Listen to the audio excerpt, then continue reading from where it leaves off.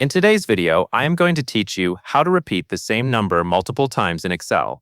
This is a very simple Excel task, and it is useful when you need to fill a column with the exact same value again and again without typing it manually into every cell.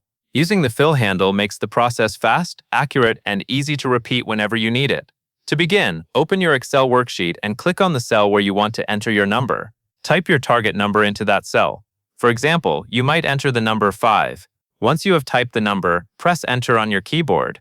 This places the value into the cell and confirms the entry. Next, click back on that same cell so it is selected again. This is important because Excel needs to know which value you want to repeat.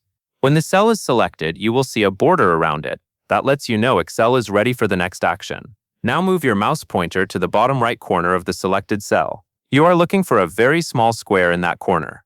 When you hover over it correctly, your cursor will change into a solid black plus sign. This is called the fill handle, and it is what Excel uses to quickly copy data into nearby cells. Once you see the solid black plus sign, click and hold your mouse button. Then drag downward along the column for as many cells as you want to fill.